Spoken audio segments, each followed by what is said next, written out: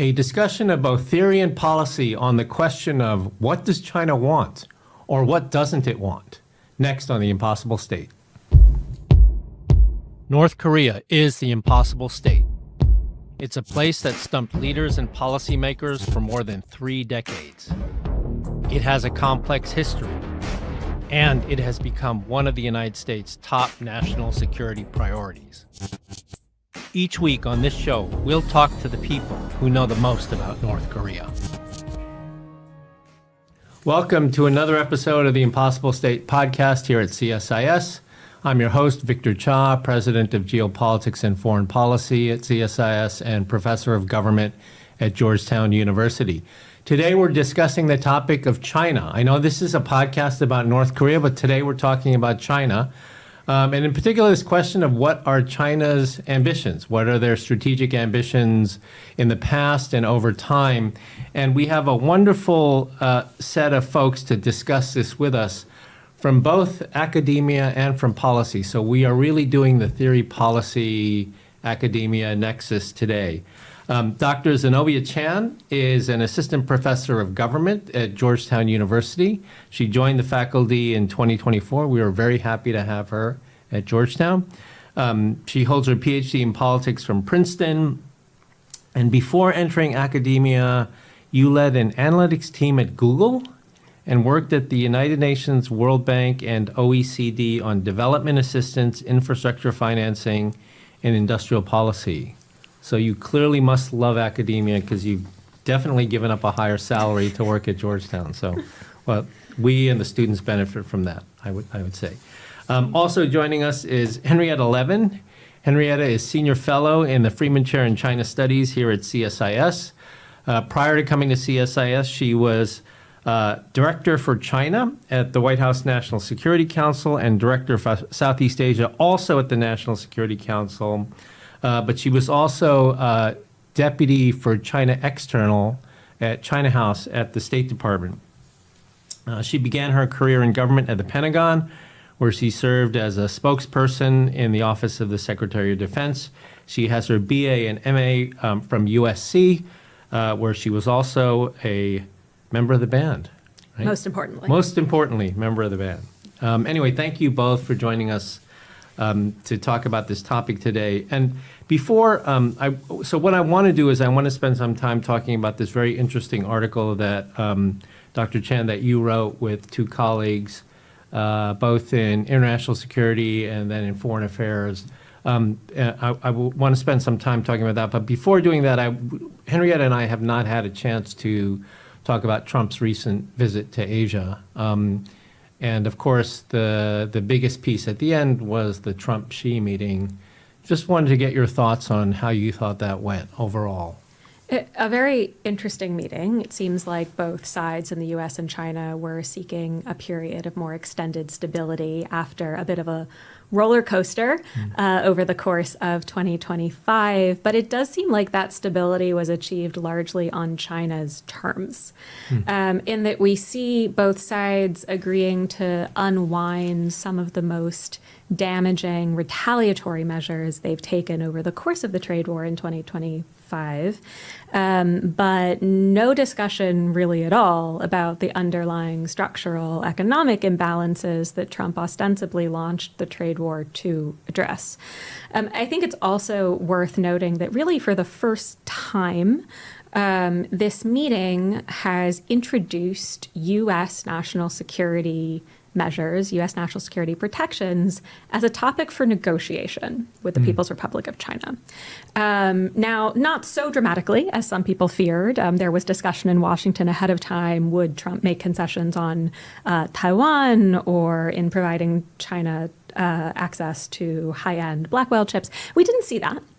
So the outcome was in some ways more modest than was anticipated in some corners, but we do see the U.S. agreeing to pause implementation of certain measures from the Commerce Department, basically intended to close loopholes in existing national security export controls. And the fact that the U.S. has now provided China a veto over how it will implement U.S. national security measures is actually a pretty significant shift in the overall character of the relationship, and a shift that I think is causing folks in Beijing to feel very confident about their position going forward in the relationship. So, and so we, in a sense, that's a very interesting point, your last point in particular. If we step back, in a sense, we have sort of a timeout right now, a little bit of a de-escalation, but is it something as we get into the next first quarter of 2026 where they're supposedly going to meet again? Is it something where we're just basically seeing de-escalation to escalate again in the future? I fear that may be inevitable. The period of de-escalation is nominally a year, where China is said it won't implement some of its more extreme controls on rare earth exports. The U.S. has paused this export control implementation.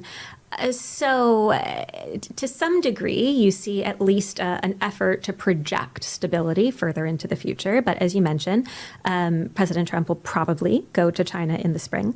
And ahead of that meeting, I mean, there's just a bevy of opportunities for destabilization, in part because I don't think that Washington and Beijing entirely agree with each other on what was agreed between the two leaders in Korea.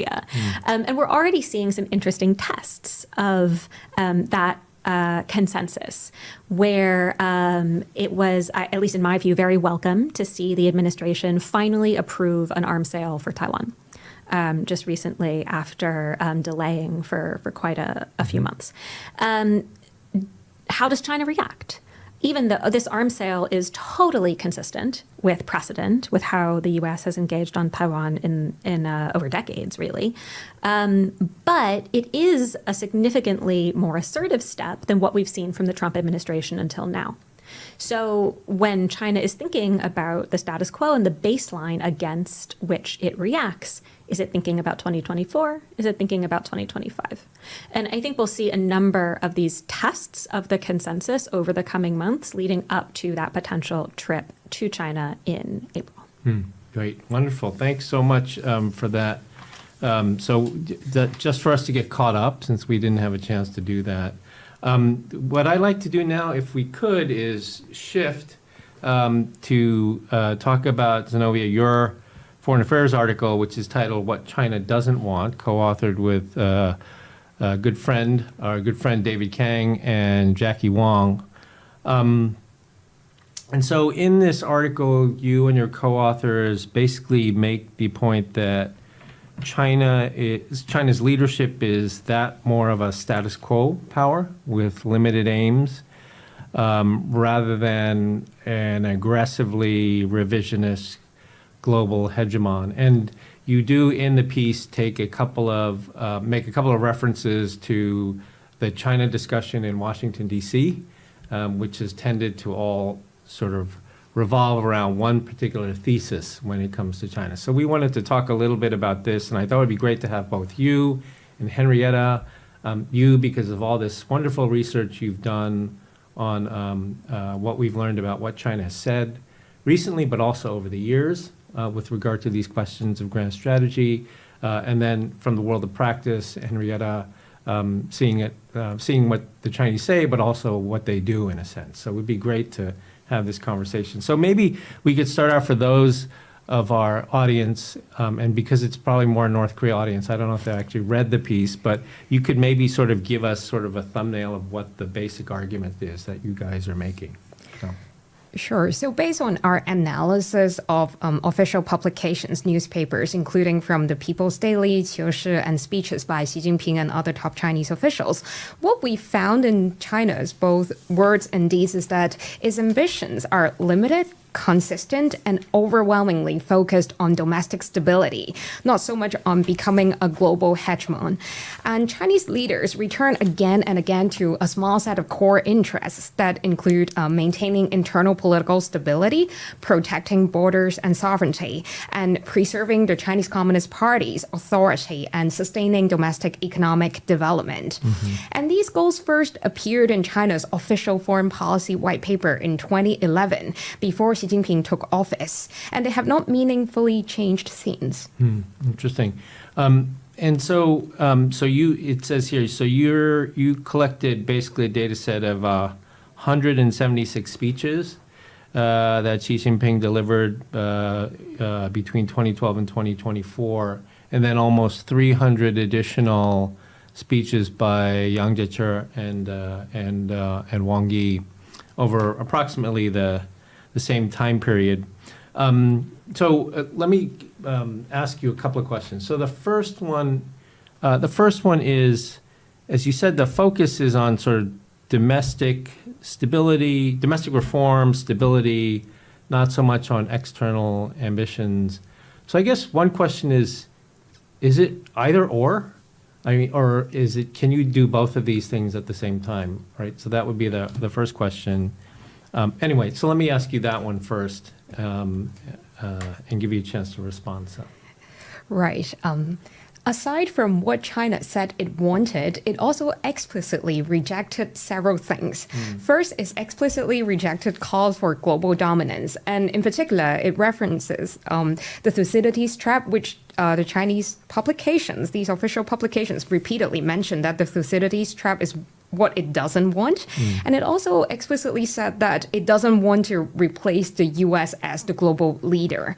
And there are other occasions where Xi Jinping and other official Chinese publications mentioned that they don't want to export China's political or governance systems to other countries. Okay. So let me ask Henrietta. So, we have this data that has been collected that sort of essentially states that China's external ambitions remain somewhat limited, constrained. I mean, if we were to use IR, it might be like, you might be more of a defensive realist sort of view.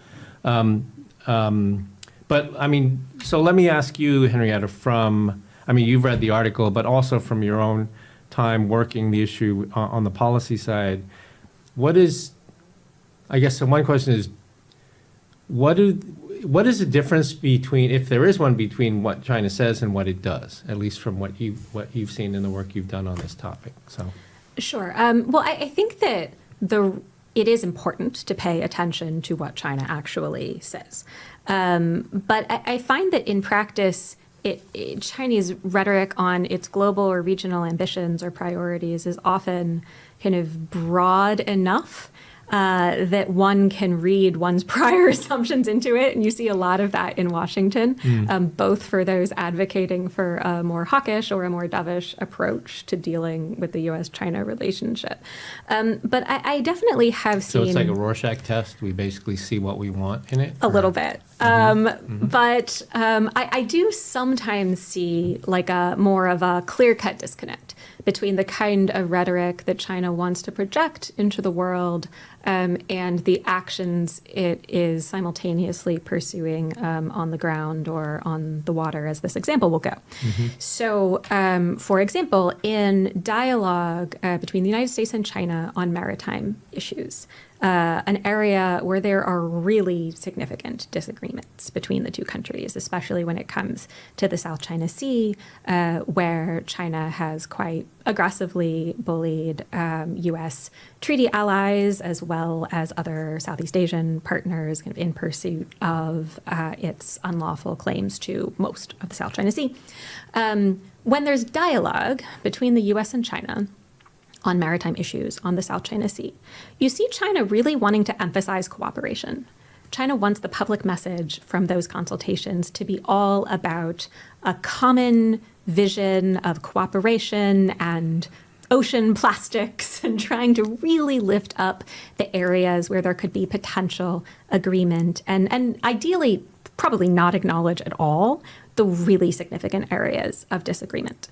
And whereas from the U.S. perspective, you often see an interest in communicating more clearly that this is a contentious conversation. It's a difficult conversation. And that's partly because the U.S. has a different set of responsibilities when it comes to alliance management. For example, reassuring the Philippines that this isn't some G2 conversation. The U.S. is representing quite solemn concerns to China. But China will want to talk about cooperation, often, at exactly the same time as China is very aggressively bullying Philippine ships or even kind of other countries in that same domain. And I think these actually are related ideas. It's not that China isn't coordinated. It's that especially when it is pursuing a more aggressive, a relatively revisionist agenda for the region, you see it double down, often even more actively on a rhetoric of cooperation. And China does care very much about its international reputation. You never see China saying, it's fine that we bully the Philippines because we're a big country. They don't say that. They say the Philippines is bullying us. The Philippines is impinging on our sovereignty. The U.S. is provoking tensions in the region. And so again, just that, I think they often do try, especially in these areas where their ambitions can be most significant or most disruptive, to project a message of benevolence and cooperation. So to sum that all up, they kind of say the soft part out loud, but they do the hard part quietly behind the scenes. What do you think of that? Does that, Zenobia, based on sort of the work you've done, like how does that comport with the data? Right. So, let's caveat what our findings is. We acknowledge that China has exerted a lot of pressure on its neighbors, and it has engaged in different kinds of coercive diplomacy and behaving aggressively in different specific disputes, such as those in South China Sea. But I think what we also see is China has a long-standing preference for resolving its border disputes peacefully, sometimes, often, according to the work of Taylor Fravel, by giving up its territories. So we do believe that there is an intention to resolve these crises and keep them at a low level. So interesting. Let me ask you just let me follow up. So in reading the piece, the focus sort of on domestic stability, legitimacy, not on external dominance. Maybe this is too big of a generalization, but it's kind of resonates with this notion of peaceful rise, right? China's peaceful rise. But at the same time, there's clearly a disconnect between, China's external behavior in, the 1980s compared to their external behavior now, whether it's in the South China Sea, the Philippines, these sorts of things. In the context of this framework where you talk about China as a status quo power, how does, with limited aims, do those things fall within the limited aims, and that's why we see that sort of forceful behavior within the first island chain, or so where is the end of status quo? Like, does that sort of come out in the research that you all have done? So yeah. A lot of China's claims and behavior internationally has to do with territories that are internationally recognized as China's: Hong Kong, Taiwan, Xinjiang, Tibet. These are long-standing issues that the Chinese government classifies as its core interests. So these are, we believe, the areas where the Chinese government would do whatever it takes to protect its territorial integrity and sovereignty. And whereas the South China Sea issues, those are, we believe, more related to what China views as its historical boundaries. We do believe that there are rooms for negotiations and cooperation there. Okay. Henrietta, let me ask you if anything you want to respond to there, but also let me ask you about sort of the DC consensus, right? Maybe you could explain a little bit, because you've been working on China through different administrations. You've seen the policy debates sort of come and go on China. Maybe you could sort of explain to us a little bit about how it has evolved in the time that you've seen it inside of government compared to where we are today, where we were 10 years ago, and why we saw the changes that we did. It's an important question. And I think that if we go back to when I was at the Pentagon during the Obama administration, there was a hope that the United States could help China understand that actually our interests in a rules-based international order align. And I think that's because China benefited so much from the rules-based international order, which facilitated China's meteoric economic rise. So it's not that this was necessarily an unfounded assumption, but I think it may have been a little ambitious on our part to think that we could convince China to see the world our way through force of argument, through dialogue, through engagement. And dialogue's very important. But I think where we've come to within that consensus, more or less now, is that dialogue is important to address misunderstandings, address miscommunication, identify perhaps very narrow areas of cooperation where our interests really do align. But mostly, like, dialogue's about avoiding World War III. Dialogue is about avoiding inadvertent escalation that neither side is seeking. At least that's perhaps the most important function of dialogue. It's not necessarily about persuasion. And if we want to change the way China views its interests in the world, in the region, then it's incumbent on the U.S. and like-minded countries to change the environment in which China is making decisions, for example, by strengthening alliances and partnerships. So I think that's, just a little piece of how the conversation has evolved. And of course, there's much more we could discuss. I do want to maybe just also address one of the, I think, really important insights from the piece that you've highlighted, that China's leaders are really deeply focused on internal challenges and domestic stability. I think where my perspective would differ to some degree is that I don't see that as a fact that is in tension with the idea that China has very broad global ambitions. And to some degree, maybe in significant part, I think those global ambitions are driven by that same desire to guarantee domestic stability, to guarantee regime security. China, I think, maybe demonstrates this most clearly in the way the China-Russia relationship has evolved, where, if you ask someone who's only thinking about China's international standing, kind of conventional foreign policy considerations, why is this incredibly powerful, innovative China tying itself to a failing petrostate? It doesn't make sense necessarily. But it makes a lot of sense if you think about not just Russia, but Putin's Russia specifically as living in President Xi's head as a bulwark against the Western color revolution he feels would otherwise come if he didn't have Putin kind of in place to serve as some kind of protection. And so China's going to support Russia. China cannot allow Russia to fail in Ukraine, kind of more, or at least in part, out of those same domestic concerns rather than kind of a purer form of international ambition. Yeah, that's an interesting point, and it was, your penultimate point was stated much more eloquently than the question. I intended to ask that same question of Zenobia, but you put it in a much more eloquent way than I did. So I guess the question that your last point raises, Henrietta, Zenobia, is this idea that, like, you talk in the paper about how China doesn't talk about hegemony and dominance. They talk about multipolarity. They talk about multilateralism.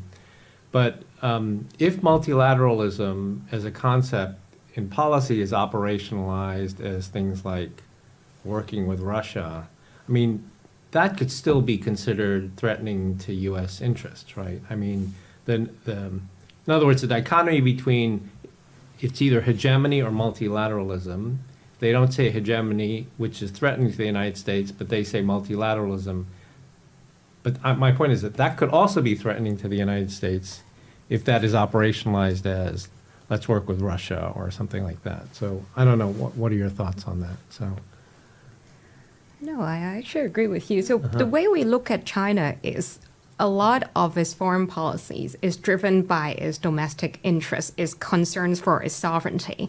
And particularly when it comes to color revolution, we can see a lot of previous events that are based on China following the rule-based international order. For example, in 2005, when the responsibility to protect became an issue debated at the United Nations General Assembly, China eventually supported it. But then as time goes by, a lot of concerns have been raised among Chinese leaders, including, for example, United Nations Security Council Resolution 1973 that authorized NATO intervention in Libya. And what concerns China a lot in these events is Chinese leaders are actually worried that internal issues in Xinjiang and Hong Kong or in Tibet eventually became pretext for intervention in China. And so driven by these concerns, China can act in a way that would seemingly appear counter to U.S. interests in these areas. But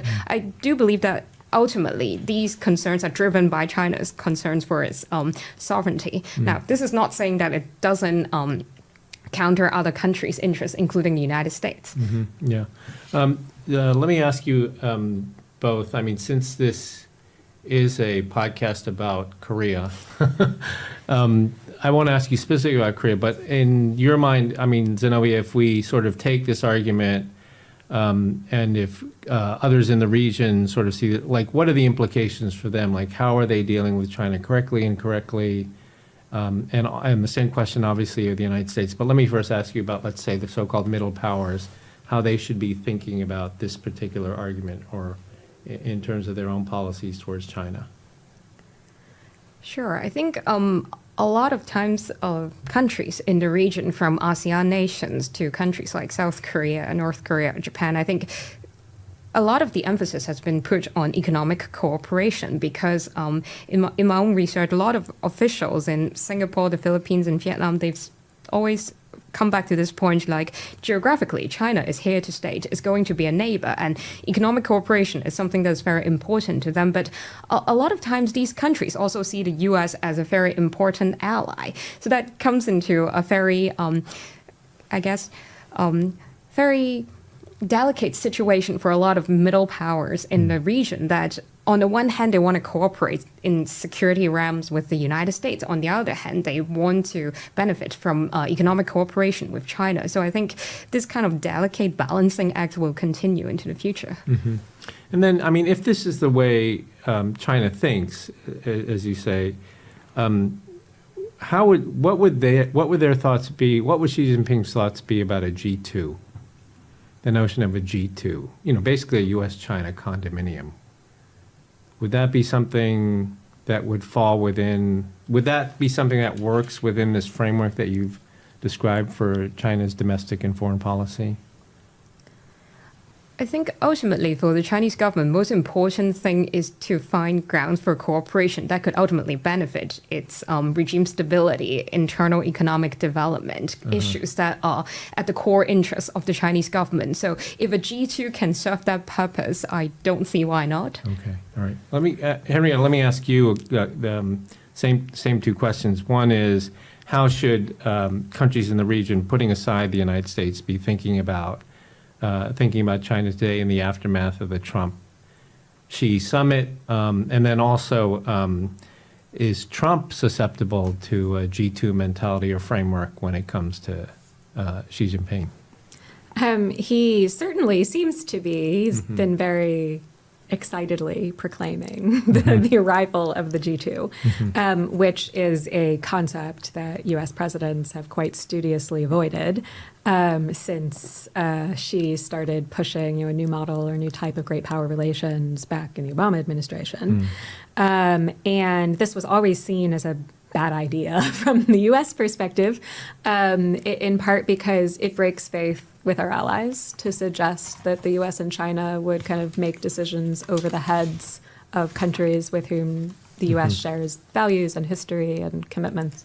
But also, it kind of elevates China's position in a way that probably is not advantageous for U.S. interests. And it's interesting that now that Trump is talking about a G2, China has said, well, we don't accept that. Like, that's not our idea, which is really interesting to me because basically up until that moment, they have sought, through different formulations, exactly that idea, that the U.S. and China can cut out the world, make big decisions together. Effectively, I think we saw China looking for the blessing of the United States, that China has arrived as a real great power. And now China says, no, we don't want that. And I think it speaks in part to the very high level of confidence that China now has in its position in the U.S.-China relationship, where I think it feels probably for the first time that China can and should be negotiating with the United States fully as a peer. And also, it shows China's confidence in its broader international standing. I think China doesn't feel like it needs that blessing from the U.S. anymore. It feels its power is evident. And so as long as that's the case, then some of those questions of managing partnerships, managing China's international reputation that had previously affected the U.S. position might be affecting China's calculus. So why not just say the right thing, say what the world wants to hear? We support multipolarity. All states are sovereign equals. Of course, we wouldn't, we would never cut you out to cooperate with the U.S. Because China doesn't need that blessing from the U.S. anymore. I do just want to engage briefly with kind of the way in which cooperation falls into China's perspective when it comes to the U.S.-China relationship. Because I think I would have a slightly different perspective in terms of China's priorities. I don't see China seeking kind of any opportunity for cooperation with the U.S. I think they do seek stability. And those decisions certainly are guided, to your good point, by domestic priorities and questions of regime stability, social stability, et cetera. But I don't think China looks at cooperation in the way that the U.S. does, in the way that some of our partners do. The U.S., for all its faults, has a very earnest approach to cooperation, where we want to find areas where our interests align, put everything else aside, say we'll compete over here, but where our interests align, where it's good for the world, we should cooperate. And so traditionally, areas of focus for the U.S. in the China relationship have been things like counter-narcotics, military-to-military cooperation, even dialogue on AI risk and safety, and questions of limited, but in the U.S. view, genuine shared interest. That is not, in my experience, how Beijing looks at cooperation, at least in the U.S.-China relationship. For Beijing, cooperation is effectively leverage. It's something to be given as a gift when the U.S. behaves as China hopes it will, and it's something to be taken away when the U.S. is less well-behaved.